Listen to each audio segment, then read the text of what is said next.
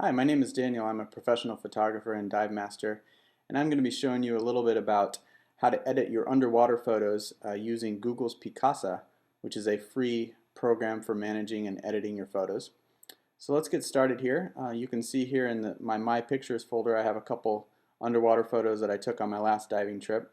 So I'm going to go ahead and double click on one of them, which brings up the editing screen and also allows me to view the photo at a larger size. Now there's a number of things wrong with this picture. The main thing is that it's too dark, and that often happens when you're taking photos underwater. So there's a slider here called fill light. I'm going to go ahead and bring that over, and you can see that that brings out a lot more light. We can see more detail. I'm going to also choose the auto contrast filter here. Sometimes this can help. In this case it helped a little bit, but not too much.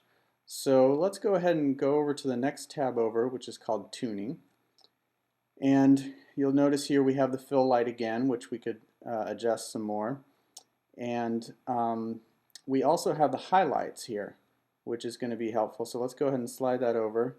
You can see that the highlights, the brighter part of the picture, is getting brighter.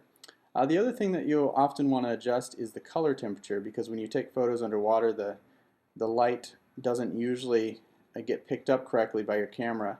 So let's go ahead and slide this color temperature over to the side here, and as you can see we're getting more yellows and oranges back into the photo, which were in there before but the camera did not pick up.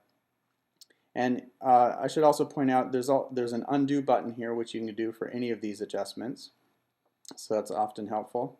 Now let's go ahead and go over to the third tab here, which is called the Effects tab. And there's a couple here that we're going to want to use.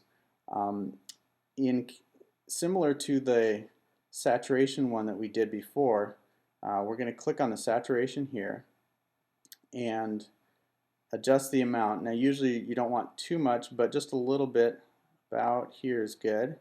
And let's go ahead and click Apply. And one last thing here we'll want to try is the Warmify filter. That also should bring out the colors a little bit better. You can see that picture looks a lot better than when we started out. And I think that's it. So let's go ahead and just click back to library. Now the great thing about Picasa is that it remembers your settings and you can go back and adjust them at any time. And when you're ready to share the photo with the world, you can click Upload, Email, or Export, and you'll be ready to go.